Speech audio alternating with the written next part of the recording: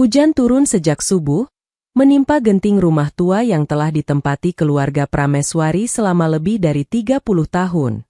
Aroma tanah basah bercampur dengan bau dupa yang masih mengepul tipis dari ruang tamu, tempat jenazah almarhum Harun Prameswari, ayah dari Nadia dan Sinta, disemayamkan semalam.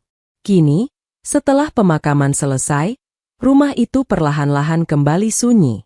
Para pelayat sudah pulang, tetangga yang sejak pagi membantu juga mulai berkemas, menyisakan keheningan yang terasa menekan. Nadia berdiri di ambang pintu kamar ayahnya, memandangi ranjang yang telah kosong. Sprei abu-abu masih terlipat rapi, seperti yang terakhir ia bersihkan 2 hari sebelum ayahnya meninggal. Di meja samping ranjang, masih ada gelas berisi air yang tersisa seperempat, serta buku doa yang biasa ayahnya baca sebelum tidur. Semua itu terasa seperti potongan kecil dari rutinitas yang tidak akan pernah terjadi lagi. Sudah 5 tahun terakhir, Nadia tinggal di rumah ini sendirian bersama ayahnya. Ia berusia 32 tahun, bekerja sebagai konsultan keuangan dari rumah agar bisa merawat ayahnya yang semakin sering kambuh sakit jantung dan gangguan paru-paru. Tidak ada satupun dari tetangga yang tidak tahu betapa setianya Nadia menjaga ayahnya. Bahkan dokter langganan mereka beberapa kali memuji kesabaran dan ketulusan gadis itu. Nadia menyandarkan tubuhnya pada kusen pintu, mencoba menahan air mata yang kembali menggenang. Ia merasa hatinya seperti berongga, kosong, tetapi terasa berat. Ia kehilangan seseorang yang bukan sekadar ayah, melainkan satu-satunya orang yang membuatnya merasa berarti. Ketika sedang melamun, suara langkah kaki terdengar dari ruang tengah. Suara itu keras dan tergesa-gesa, sangat familiar namun sudah lama tidak ia dengar di dalam rumah ini. "Nat," panggil seseorang. Nadia menghapus sisa air mata di pipinya, lalu berbelok menuju ruang tamu. Di sana, berdiri seorang perempuan dengan pakaian mewah yang tidak sesuai dengan suasana rumah berkabung. Blazer putih, rok pensil hitam, makeup tebal yang menunjukkan ia sama sekali tidak menyiapkan dirinya untuk menghadiri pemakaman. Di belakangnya, berdiri seorang laki-laki dengan kemeja mahal dan wajah penuh perhitungan. "Sinta," bisik Nadia pelan. Sinta, kakak Nadia, tersenyum kecil, meski senyum itu tidak mengandung empati. Tatapannya menyapu ruangan seperti sedang menilai isi rumah, bukan mengenang tempat masa kecilnya. "Kamu kelihatan capek," ucap Sinta singkat. "Tapi ya wajar, kamu yang pegang semua urusan pemakaman." Nadia tidak menjawab. Ia tidak ingin memulai percakapan yang panjang. Ia tahu sifat kakaknya. Sinis, mencari celah untuk menyalahkan, dan jarang menunjukkan ketulusan. Bayu, suami Sinta, mengambil posisi di samping istrinya, memasukkan kedua tangannya ke saku celana. Wajahnya tampak tidak sabar, seolah sedang menunggu sesuatu yang penting segera diumumkan. "Aku turut berduka," katanya datar, formal, dan hambar. Nadia mengangguk kecil, lalu mengajak mereka duduk. Sebagian besar kursi masih terliputi kain hitam. Meja tamu dipenuhi sisa gelas minum para pelayat. Hanya beberapa orang keluarga jauh yang masih duduk di luar, bersiap untuk pulang. "Kalian datang telat," kata Nadia perlahan. "Pemakaman sudah selesai 3 jam lalu." Sinta mengangkat bahu seolah tidak merasa bersalah. "Kami ada urusan. Tidak bisa ditinggalkan." Bayu menambahkan, "Lagi pula, kamu yang tinggal sama papa. Kamu yang paling dekat. Pasti lebih pantas kalau kamu yang ada di sana dari awal sampai akhir." Nada suaranya terdengar seperti pujian, tetapi Nadia bisa menangkap nada menyindir yang tersembunyi. Ia sudah terbiasa dengan sikap seperti itu. 5 tahun terakhir, Sinta dan Bayu jarang sekali menjenguk. Alasannya selalu sama: pekerjaan sibuk, banyak tanggung jawab, atau tinggal terlalu jauh. Padahal rumah mereka hanya 2 jam perjalanan. Nadia duduk berhadapan dengan mereka. "Kalian mau lihat kamar papa?" Sinta menggeleng cepat. "Tidak perlu. Kita langsung ke topik sebenarnya saja." Nadia terdiam. Ada sesuatu di cara kakaknya berbicara yang membuat perutnya terasa tidak enak. Sinta duduk lebih tegak, lalu berkata tanpa basa-basi, "Jadi, soal warisan." Nadia memejamkan mata sejenak. Ia tahu pembicaraan itu tidak dapat dihindari, namun ia tidak menyangka Sinta akan membukanya sekasar itu, apalagi di hari yang sama setelah pemakaman. "Warisan apa?" tanya Nadia hati-hati. Bayu merogoh tas kerjanya dan mengeluarkan map coklat yang tampak resmi. Ia meletakkannya di meja dengan bunyi gedebuk yang membuat Nadia sedikit tersentak. "Semuanya?" jawab Bayu sambil menatap lurus ke mata Nadia. "Rumah ini, tanah belakang, tabungan papa, aset investasi. Semuanya otomatis jadi milik istri saya. Dia satu-satunya anak kandung." Dada Nadia serasa ditusuk. "Gak bisa asal ngomong begitu," balasnya pelan. "Papa belum pernah bilang apa-apa soal pembagian warisan. Dan itu sebelum kamu menguasai papa," potong Sinta. "Sebelum kamu bikin papa percaya yang bukan-bukan. Semua orang tahu kamu selalu sendirian sama dia. Kamu yang pegang obatnya, kamu yang atur keuangannya, kamu yang bawa dia ke dokter. Kamu bisa saja mempengaruhi dia untuk berpihak ke kamu." Nadia mengerutkan kening. Ia mencoba memahami bagaimana mungkin Sinta berpikir sejauh itu. Siapa yang bilang begitu? Sinta menyipitkan mata. "Intinya, karena aku anak kandung satu-satunya, semua harta papa adalah hakku. Kamu tinggal pergi dari rumah setelah semua diurus." Napas Nadia tercekat. Bukan hanya karena Sinta ingin mengambil semuanya, tetapi karena kata-katanya begitu kejam. Rumah ini adalah satu-satunya tempat tinggal yang ia punya, sekaligus tempat kenangan terakhirnya bersama ayah. "Aku merawat papa bukan karena aku mau apapun dari beliau," ucap Nadia tenang, meski suaranya bergetar. "Aku cuma ingin membalas sedikit dari semua yang papa lakukan buat aku." Sinta tertawa pendek, sinis. "Ya tentu saja kamu ngomong begitu. Kamu kan anak adopsi." Nadia membeku. Kata itu tidak asing, tetapi sudah bertahun-tahun tidak pernah dibicarakan lagi. Ia tahu ia bukan anak kandung. Ayah sudah mengakuinya sejak Nadia kecil, tetapi ia selalu merasa diterima seutuhnya. Ayah tidak pernah memperlakukan dirinya berbeda, dan Nadia pun tidak pernah mempermasalahkan asal-usulnya. Namun mendengar Sinta mengungkitnya kembali, tepat setelah pemakaman, seperti menampar wajahnya sendiri. "Aku memang bukan anak kandung," jawab Nadia perlahan. "Tapi papa yang membesarkan aku. Papa yang pilih aku. Dan papa sayang sama aku." Sinta membalas dengan tatapan menusuk. "Justru itu masalahnya. Papa terlalu buta sama kamu. Makanya aku harus luruskan sekarang." Bayu mendorong map coklat itu sedikit ke arah Nadia. "Ada dokumen yang mendukung klaim Sinta," kata Bayu dengan nada seperti seorang pengacara. "Jadi lebih baik kamu tanda tangan saja nanti, biar prosesnya cepat." Nadia menelan ludah. Angin dari jendela yang terbuka membuat tirai berkelebat pelan, namun ruangan terasa semakin sesak. "Aku nggak akan tanda tangan apapun sebelum aku baca semuanya," jawab Nadia tegas. Sinta hendak membuka mulut ketika tiba-tiba seseorang mengetuk pintu depan. Suara ketukan itu keras, tegas, dan berulang, seperti berasal dari seseorang yang punya urusan penting. Nadia bangkit perlahan, lalu melangkah ke pintu. Ketika pintu dibuka, seorang pria berjas rapi berdiri di ambang. Wajahnya serius, membawa tas kerja hitam, dan memperkenalkan diri dengan sopan. "Selamat sore.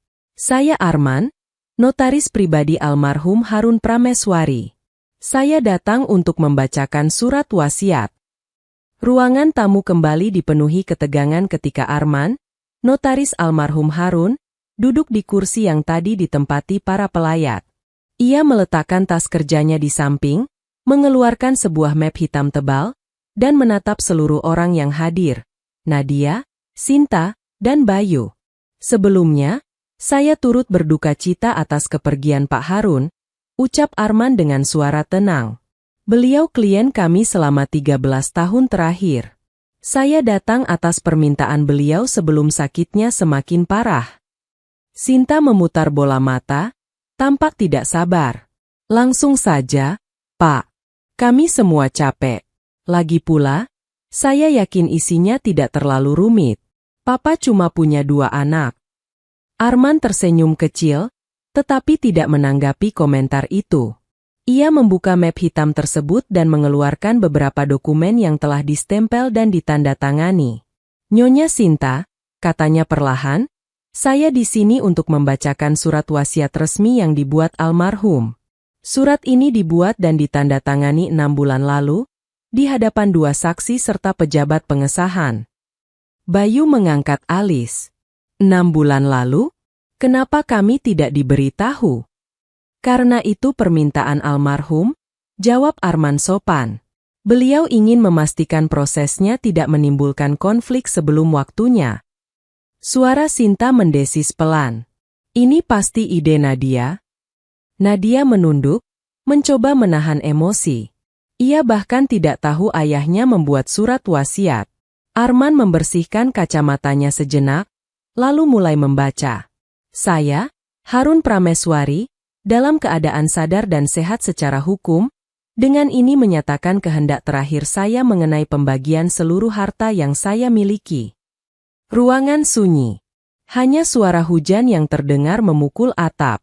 Bahwa seluruh aset berupa rumah, tanah, tabungan, deposito, investasi, serta barang bergerak dan tidak bergerak, saya hibahkan sepenuhnya kepada anak saya, Nadia Prameswari. Sinta terlonjak dari kursi. Apa? Bayu membanting map coklat yang tadi ia bawa. Tidak mungkin. Tidak masuk akal. Arman berhenti membaca, menunggu suasana mereda. Namun Sinta tidak bisa diam. Papa pasti dipaksa. Dia sedang sakit, lemah, dan Nadia tinggal di rumah ini setiap hari. Ini manipulasi. Nadia menggeleng cepat. Sinta, aku bahkan tidak tahu Papa buat surat ini. Jangan nuduh sembarangan. Jangan panggil aku Sinta seakrab itu, bentak kakaknya. Mata Sinta basah, bukan oleh sedih, tetapi oleh kemarahan yang hampir membutakan. Arman kemudian bicara lagi, lebih tegas. Maaf, saya harus melanjutkan. Jika ada keberatan, silakan disampaikan setelah pembacaan selesai. Semua proses ini legal dan disaksikan pihak berwenang. Sinta mengatupkan rahang, tetapi ia duduk kembali, menghentakkan tubuhnya ke kursi. Arman kembali membaca. Alasan saya mengambil keputusan ini adalah karena Nadia telah merawat saya tanpa pamrih sejak masa-masa kesehatan saya menurun. Ia hadir dalam setiap kebutuhan saya, dari yang paling kecil hingga yang paling krusial. Saya merasa hidup saya lebih tenang karena keberadaannya. Nadia menutup mulutnya, mencoba menahan tangis. Ia tidak tahu ayahnya menuliskan hal-hal seperti itu. Selain itu, saya ingin menjelaskan sesuatu kepada Sinta. Putriku, engkau anak kandungku, tetapi engkau memilih hidupmu sendiri dan jarang kembali melihat keadaan keluarga. Engkau berhak menentukan pilihanmu, namun engkau juga harus menerima konsekuensinya. Sinta memukul meja. Cukup. Hentikan. Saya tidak mau dengar kalimat-kalimat itu. Namun Arman tetap melanjutkan, suaranya mantap. Saya menyayangi kalian berdua. Namun Nadia telah mengisi hidup saya dengan kasih sayang yang tidak pernah berkurang. Ia bukan anak kandung saya. Ia adalah anak adopsi yang saya pilih sendiri sejak kecil. Sinta membeku. Bayu berhenti bergerak, menatap ke arah Arman dengan kaget. Arman melanjutkan.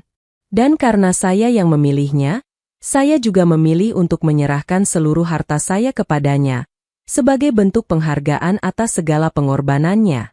Ia telah menjadi anak saya dalam segala hal kecuali darah. Namun darah tidak pernah menjadi penentu kasih sayang. Kata-kata itu menggema lama di dalam ruangan. Nadia menutupi wajahnya. Dada dan tenggorokannya terasa penuh. Ia merasa seperti kembali mendengar suara ayahnya sendiri. Sinta, sebaliknya, bangkit berdiri. Wajahnya merah padam. Ini semua bohong. Papa tidak mungkin menulis ini. Dia tidak pernah bilang apapun tentang Nadia diadopsi lagi. Dia sudah lama tidak mau membahasnya. Arman menutup dokumen, lalu mengeluarkan satu lagi, lembaran yang ditandatangani oleh dua saksi dan disahkan notaris. Surat ini dibuat dengan sadar. Ada rekaman video proses pembuatannya, jika diperlukan sebagai bukti hukum. Bayu buru-buru menyela, kami harus lihat rekamannya. Kami punya hak untuk memverifikasi. Saya yakin ada bagian yang disunting. Arman menggeleng, tetap tenang. Tidak bisa. Rekaman hanya dapat dikeluarkan jika perkara masuk ke ranah pengadilan. Ucapan itu membuat Bayu dan Sinta terdiam beberapa detik. Lalu Sinta tiba-tiba menunjuk Nadia, suaranya pecah dan penuh tuduhan. Kamu pasti menghasut Papa. Kamu ambil kesempatan waktu Papa lemah. Kamu anak asing yang numpang hidup. Sekarang mau kuasai semuanya. Nadia berdiri. Tangannya gemetar, tetapi suaranya tetap tenang. Papa yang milih aku, Sinta. Dan aku sayang Papa sama seperti Papa sayang aku. Kamu boleh benci aku, tapi jangan pernah bilang aku manfaatkan beliau. Berhenti berakting, teriak Sinta. Pertengkaran itu makin panas sebelum Arman mengangkat tangannya, menghentikan mereka. Saya mohon tenang sebentar. Masih ada satu poin penting. Semua menoleh. Arman membuka bagian terakhir surat wasiat. Jika terjadi perselisihan atau percobaan pengambil alihan aset secara ilegal, maka semua hak ahli waris yang menentang keputusan ini akan dicabut, dan proses hukum akan diterapkan sesuai peraturan yang berlaku. Bayu tampak pucat. Sinta juga. Arman merapikan dokumen. Semua warisan sepenuhnya milik Nadia. Rumah ini, tanah, tabungan, semuanya. Bayu tiba-tiba berdiri. Tidak. Ini tidak adil. Sinta anak kandung. Kami punya hak. Arman menatapnya dingin. Saudara Bayu, saya tahu Anda sedang memiliki masalah finansial. Kantor kami menerima informasi bahwa Anda memiliki utang cukup besar yang jatuh tempo bulan depan. Apa itu alasan Anda mengincar harta almarhum? Bayu tersentak. Dari mana Anda dapat informasi itu? Arman tidak menjawab. Saya sarankan Anda berhenti membuat masalah. Dokumen ini resmi. Jika Anda mencoba sesuatu yang melawan hukum, konsekuensinya akan jauh lebih berat. Bayu tidak bisa berkata apa-apa lagi. Wajahnya penuh rasa malu sekaligus marah. Sinta menatap Nadia untuk terakhir kalinya. Dengan pandangan yang penuh luka, kecemburuan, dan kebencian yang membara. Kamu akan menyesal, ucap Sinta berbisik tajam sebelum pergi meninggalkan rumah, menyeret Bayu di belakangnya. Pintu tertutup keras. Nadia terdiam. Ruangan terasa berbeda, lebih kosong, tetapi terasa lebih berat dari sebelumnya. Arman menatapnya dengan lembut. Jika Anda butuh bantuan mengurus semua ini, saya siap membantu. Nadia mengangguk pelan. Terima kasih, Pak. Namun begitu Arman pergi, Nadia jatuh duduk di sofa. Untuk pertama kalinya setelah pemakaman, ia merasa benar-benar sendirian. Malam turun perlahan di rumah Prameswari. Setelah notaris pergi dan segala keributan mereda, Nadia menghabiskan beberapa jam terakhir sendirian, duduk di ruang tamu dengan lampu temaram. Hujan sudah reda, tetapi suara air menetes dari talang masih terdengar menghiasi keheningan rumah. Di atas meja, surat wasiat ayahnya tergeletak seperti sebuah saksi bisu, membawa kelegaan sekaligus luka. Nadia menyentuh sudut dokumen itu pelan, seolah menyentuh tangan ayahnya sendiri. Ia tahu ayahnya menyayanginya, tetapi ia tidak pernah membayangkan cinta itu terungkap sedalam dan seterbuka itu dalam sebuah wasiat resmi.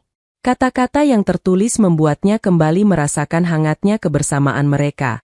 Malam-malam ketika ayah sulit bernapas dan ia berjaga sampai subuh, tawa mereka saat menonton acara komedi kesukaan, hingga obrolan kecil di teras saat ayah mulai sadar bahwa usianya tak lagi panjang. Setiap memori itu menyesakkan dada Nadia, namun ia bersyukur telah merawat ayahnya hingga akhir. Namun di balik rasa haru itu, ada ketakutan yang diam-diam tumbuh. Ia tahu Sinta tidak akan berhenti begitu saja. Kemarahan yang terlihat di mata kakaknya tadi bukanlah kemarahan biasa. Itu kemarahan yang lahir dari rasa tidak terima dan tersinggung dalam-dalam. Terlebih karena ayah mereka mengungkapkan sesuatu yang selama ini ditutup rapat, bahwa ia memilih Nadia lebih dari anak kandungnya sendiri. Nadia menatap pintu depan yang kini tertutup rapat. Ia bisa merasakan bayangan ancaman dari luar sana. Pagi berikutnya, Nadia bangun dengan kepala yang masih berat. Ia tidur hanya 2 jam, itu pun tidak nyenyak. Teleponnya penuh dengan pesan dari keluarga jauh, tetangga, dan beberapa rekan kerja yang mendengar kabar pemakaman. Tapi ada 2 pesan yang membuat jantungnya berdegup lebih cepat. Dari Sinta, "Kita belum selesai." Dari nomor tak dikenal, "Kamu pikir kamu bisa ambil semuanya? Jangan mimpi. Dunia ini kecil." Nadia memejamkan mata, lalu mengembuskan napas panjang. Ia tidak perlu menebak siapa pengirim pesan kedua itu. Gaya bahasanya khas, langsung, kasar, dan penuh ancaman pasif. "Bayu." Nadia menaruh ponselnya di meja sebelum ia terpancing merespons. Ia memilih mandi dan menyiapkan sarapan sederhana. Meski perutnya tidak terasa lapar, ia memaksa dirinya makan. Ayah selalu bilang, "Nat, tubuhmu juga punya hak bahagia. Jangan lupa disayang." Saat ia duduk di meja makan, pintu depan tiba-tiba diketuk keras. Dek. Ketukan itu sama persis seperti saat notaris datang kemarin. Namun kali ini, iramanya lebih kasar. Nadia berdiri pelan dan menuju pintu sambil menahan napas. Ia membuka sedikit, memastikan keamanan terlebih dahulu. Begitu celah pintu terbuka, ia melihat wajah yang tidak asing, Bayu. Kali ini, ia tidak datang dengan pakaian rapi. Kemejanya kusut, rambutnya acak-acakan, matanya merah seperti kurang tidur. Ia tampak seperti seseorang yang sedang terdesak, sangat terdesak. "Kita perlu bicara," katanya tanpa basa-basi. Nadia menahan pintu. "Aku tidak punya urusan apapun lagi dengan kalian." Bayu memaksakan senyum yang sama sekali tidak enak dilihat. "Jangan keras kepala. Kalau kamu mau bagi sedikit warisan itu, kita bisa akur. Sinta juga pasti lunak kalau kamu mau berbagi." Nadia mengangkat dagu. "Warisan itu keputusan Papa, bukan aku." Wajah Bayu berubah gelap. "Papa kamu sudah tidak ada. Sekarang semuanya tergantung kamu. Silakan pergi." Bayu menghalangi pintu dengan kakinya sebelum Nadia sempat menutupnya. Nada suaranya meninggi, tajam dan mengancam. "Kamu pikir kamu bisa hidup tenang setelah ini? Saya tahu kamu cuma anak adopsi yang beruntung. Tanpa warisan itu, kamu bukan siapa-siapa." Nadia tidak bergeming. "Move your foot, Bayu. Atau aku panggil keamanan komplek." Bayu akhirnya menarik kakinya, namun sebelum pergi, ia berbisik sambil menatap tajam. "Kamu akan menyesali ini." Pintu ditutup. Nadia memegangi dadanya yang berdebar cepat. Ia tahu Bayu sedang terjerat utang, tetapi ternyata kondisinya jauh lebih buruk dari yang ia bayangkan. Sementara itu, di rumah Sinta, keadaan tidak kalah panas. Sinta duduk di ruang kerjanya dengan rambut berantakan, wajah penuh amarah. Di depannya, banyak kertas berserakan. Laporan bank, dokumen kredit, tagihan kartu, dan salinan dokumen yang ia dan Bayu bawa kemarin. Bayu mondar-mandir panjang, memegang kepalanya. "Kita harus lakukan sesuatu," katanya gusar. "Kita tidak bisa biarkan Nadia mengambil semuanya." Sinta meremas rambutnya. "Aku juga tahu. Tapi dia punya notaris sebagai saksi. Ada rekaman pula." Bayu berhenti berjalan. "Kalau begitu, kita buat cara lain." Cara apa? Tanya Sinta ketus. Bayu menatapnya dengan tatapan berbahaya. Kita bisa ubah dokumen warisan. Kita buat salinan yang mengatakan papa membagi 2 asetnya. Lalu kita temukan dokumen itu di rumah. Sinta terdiam beberapa detik. Kamu mau memalsukan dokumen papa? Kalau tidak, kita bangkrut. Bayu meledak. Kamu tidak paham tekanan dari para debt collector itu. Kalau kita tidak dapat uang dalam 2 minggu, hidup kita habis. Sinta menunduk, tubuhnya gemetar. Meski keras kepala dan ambisius, ia bukan orang yang benar-benar jahat. Namun tekanan, rasa malu, dan kemarahan mendorongnya ke ujung jurang.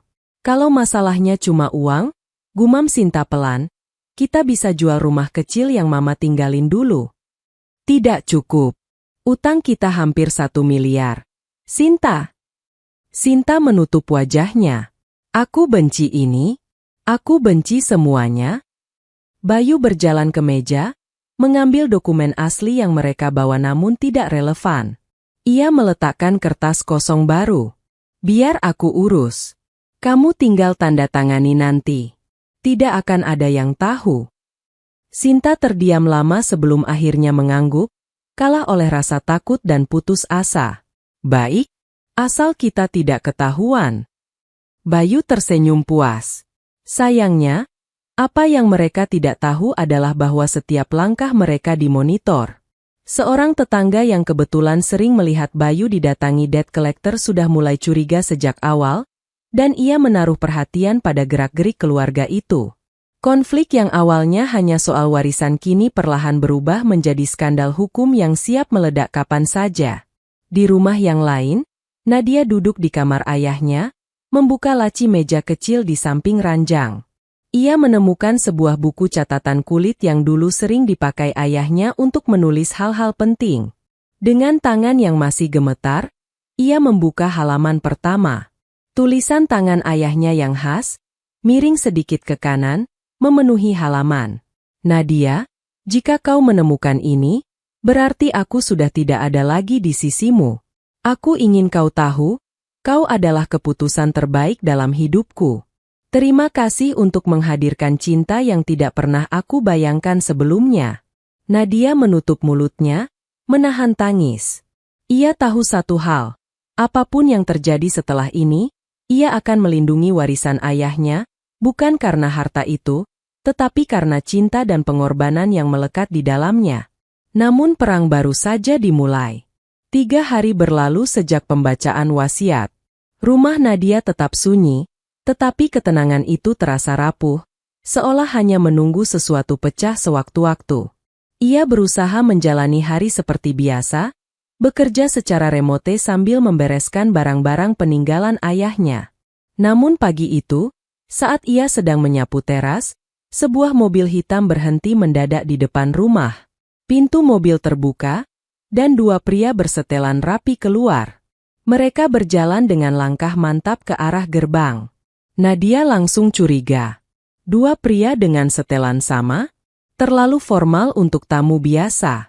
Selamat pagi, Ibu Nadia? Tanya salah satunya. Nadia mengangguk hati-hati. Iya, ada yang bisa saya bantu. Pria itu membuka map, memperlihatkan kartu identitas. Kami dari kantor notaris Arman. Kami datang untuk meminta klarifikasi terkait laporan yang masuk ke kantor kami. Nadia terhenyak. Laporan. Pria kedua mengeluarkan salinan dokumen. Ini. Ada pihak bernama Bayu dan Sinta yang mengklaim bahwa mereka menemukan dokumen wasiat lain buatan almarhum Harun. Jantung Nadia serasa berhenti berdetak. Ia mengambil dokumen itu, memeriksanya cepat. Tulisannya memang menyerupai tulisan ayah, tetapi tanda tangan dan tanggal terasa ganjil. Ada 2 kesalahan ejaan yang ayahnya tidak pernah lakukan. Ini palsu, ucap Nadia tanpa ragu. Kami juga menduga begitu, jawab salah satu pria. Karena itu kami datang. Anda perlu tahu bahwa mereka berencana membawa dokumen ini ke pengadilan. Nadia menatapnya tidak percaya. Mereka serius sejauh itu. Mereka sudah mendaftarkan permohonan sengketa warisan, Bu. Nadia menutup matanya sesaat. Rasa lelah yang beberapa hari ini ia simpan kembali menyeruak. Baik, katanya akhirnya. Saya akan bekerja sama penuh. Pria itu mengangguk dan menyerahkan kartu nama. Kami akan membantu memastikan tidak ada kecurangan yang menang di pengadilan.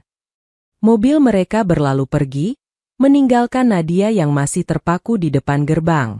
Sementara itu, di rumah Sinta, suasana semakin kacau. Naskah dokumen palsu itu kini fotokopiannya sudah berada di meja makan. Bayu duduk dengan wajah tegang, menatap berkas putusan sementara yang dikirim pihak notaris untuk perbandingan. Kita harus lebih hati-hati. Tulisan tangan papa terlalu susah ditiru, keluh Bayu sambil memijat pelipisnya. Sinta duduk di sofa, memeluk bantal, wajahnya sembab dan stres. Kenapa hidup kita jadi seperti ini? Yu? Kenapa harus serumit ini hanya karena Nadia? Bayu menghentikan aktivitasnya. Ini bukan soal Nadia, Sin. Ini soal hidup kita. Kalau kita tidak dapat uang itu, aku habis. Kita habis.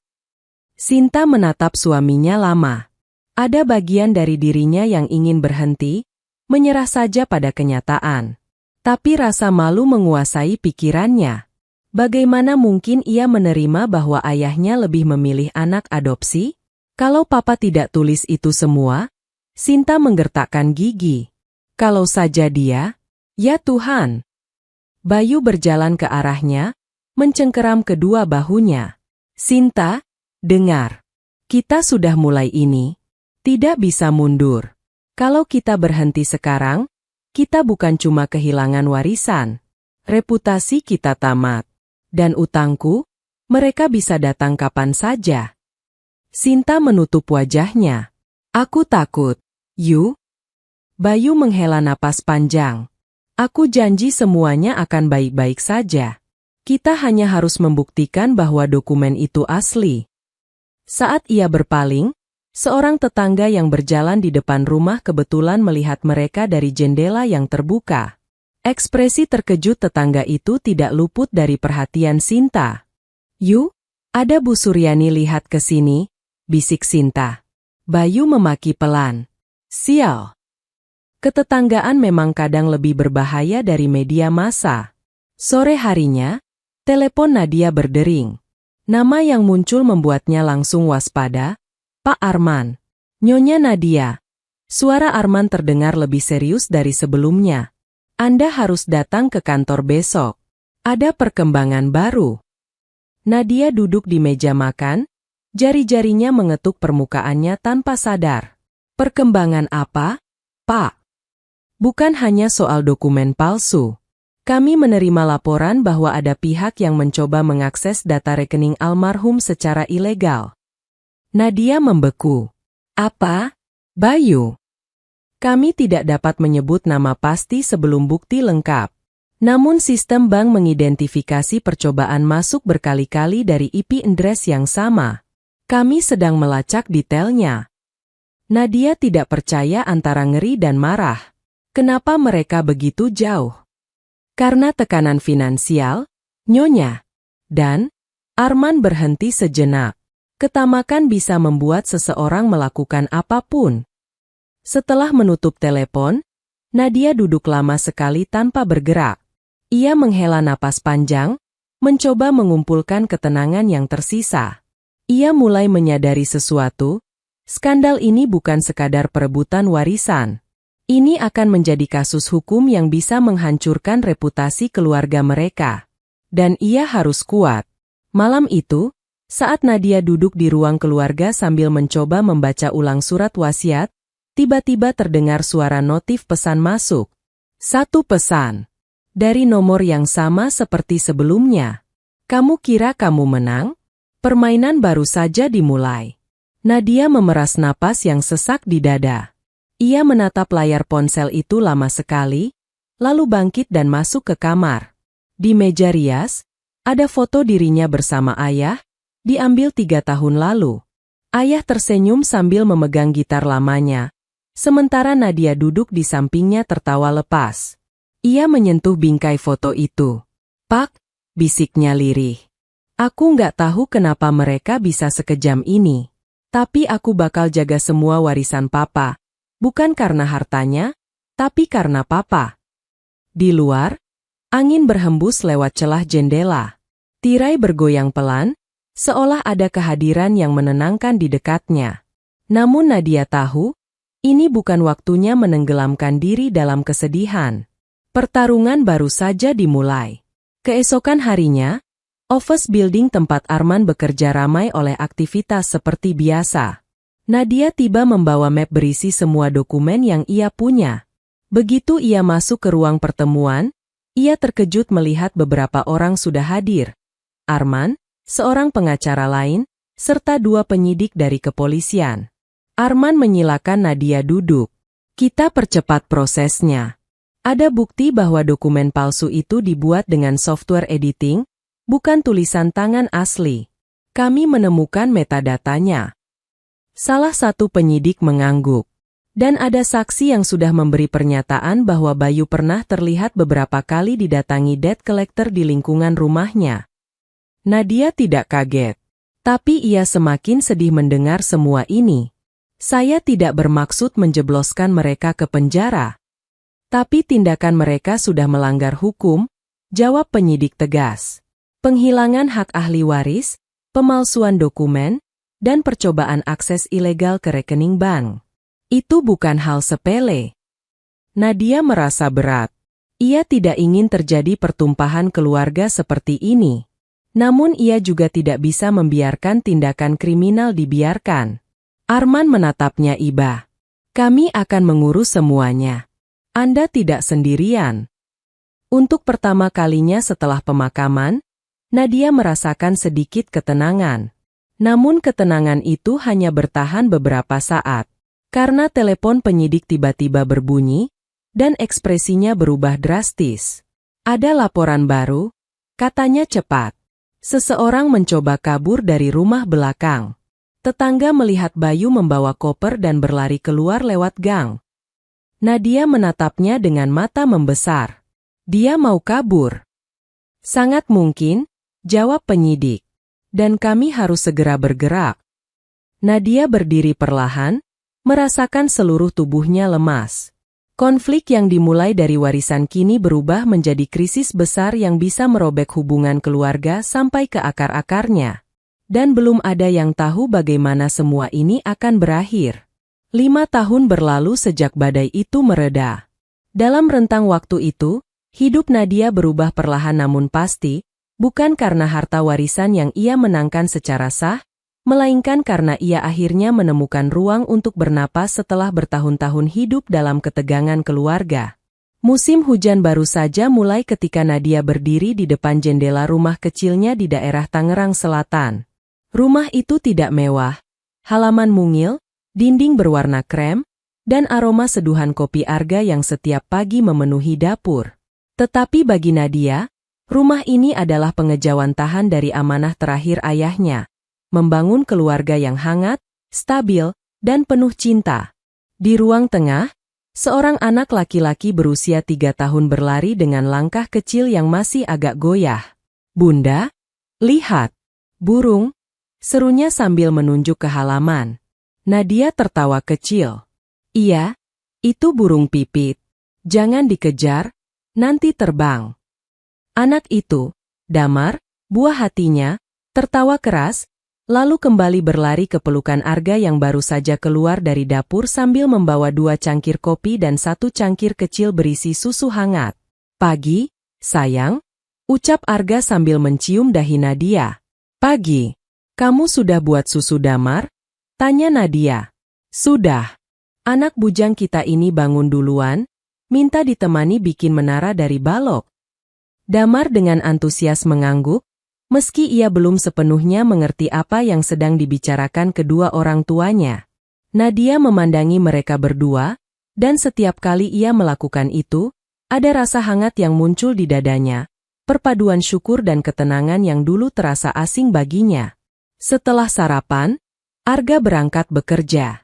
Damar bermain di halaman, sementara Nadia duduk di teras sambil membuka laptop untuk mengerjakan laporan pekerjaannya sebagai konsultan keuangan lepas. Karir itu ia bangun perlahan setelah segala urusan hukum warisan selesai 5 tahun lalu. Kasus pemalsuan dokumen yang dilakukan Bayu telah selesai di pengadilan 2 tahun sebelumnya. Bayu divonis hukuman penjara dengan masa yang tidak terlalu lama karena kooperatif di akhir proses, namun reputasinya hancur total. Perusahaannya bangkrut, utang menumpuk, dan banyak orang menjauh darinya. Sementara itu, Sinta mengalami kehancuran rumah tangga. Ia bercerai dari Bayu tak lama setelah semua kebohongan terungkap. Hubungannya dengan Nadia? Tidak ada kabar. Tidak ada pesan. Tidak ada permintaan maaf. Tidak ada rekonsiliasi. Sinta menghilang dari media sosial, sering berpindah kota untuk menghindari sorotan karena kasus suaminya. Nadia tidak membenci Sinta, meski banyak teman menyuruhnya melupakan kakaknya selamanya. Yang tersisa hanya jarak yang lahir bukan dari kebencian, tetapi dari kenyataan bahwa tidak semua hubungan keluarga bisa diperbaiki. Nadia sudah berdamai dengan itu. Yang terpenting, hidupnya kini damai. Suatu sore, setelah menidurkan Damar yang kecapean bermain, Nadia membuka sebuah kotak kayu yang sudah lama ia simpan di lemari. Kotak itu adalah satu-satunya benda warisan dari ayahnya yang tidak ia biarkan tersentuh siapapun. Di dalamnya ada foto kecil dirinya saat SMA, foto yang ia ambil saat mengantar ayahnya terapi, dan sebelahnya potret lebih tua, foto ayahnya yang sedang tersenyum sambil memeluk Nadia di halaman rumah lama mereka. Waktu itu keadaan keuangan mereka masih pas-pasan, tetapi kebahagiaan terlihat jelas dari sorot mata ayahnya. Ada juga sepucuk surat, salinan wasiat asli yang dulu dibacakan di depan notaris. Nadia memegangnya dengan hati-hati, seolah menyentuh benda rapuh bernilai tak terhingga. Ia sudah menghafal setiap katanya, tapi tetap saja, setiap kali membaca ulang, ia merasakan kehadiran ayahnya. Untuk Nadia, anak yang kupilih, bukan dari darah, tapi dari cinta. Air mata Nadia menggenang lagi, meski tidak mengalir. Sekarang, rasa sedih itu tidak lagi seperti luka terbuka. Lebih seperti kenangan manis yang menampar pelan, lalu memeluk dari belakang. Dulu ia menangis karena merasa tidak cukup. Karena merasa bukan bagian dari keluarga. Karena takut dianggap tidak layak. Tetapi kini, setelah 5 tahun hidup sebagai istri, ibu, dan wanita dewasa yang percaya pada dirinya, ia memahami maksud ayahnya. Ayahnya memilihnya bukan karena Sinta buruk. Bukan karena ia merasa wajib menebus apapun. Tetapi karena cinta tidak selalu mengikuti garis darah, kadang cinta memilih sendiri pada siapa ia ingin menetap. Dan ayah memilihnya. Malam itu, setelah Arga dan Damar tertidur, Nadia duduk di ruang tengah sambil menyalakan lampu redup. Ia menatap halaman depan yang basah tersiram hujan rintik. "Pak," bisiknya pelan, "aku sudah bahagia sekarang." Tidak ada jawaban, tentu saja. Tetapi Nadia merasa seperti ada angin lembut yang lewat di belakangnya, seolah menjawab bahwa ayahnya mendengar. Nadia memejamkan mata dan tersenyum. Ia tidak ingin melupakan masa lalunya, baik maupun buruk. Dari situlah ia belajar mengukur cinta. Dari situlah ia memahami rasa kehilangan. Dari situlah ia menapak jalan menuju kehidupan yang kini ia jalani. Sebuah kehidupan yang tidak sempurna, tetapi jujur. Tidak glamor, tetapi tulus. Tidak penuh harta, tetapi penuh kasih. Pagi berikutnya, saat matahari baru menyembul di balik genteng rumah tetangga, Damar mendekat sambil membawa buku gambarnya. "Bunda, aku gambar keluarga," katanya bangga.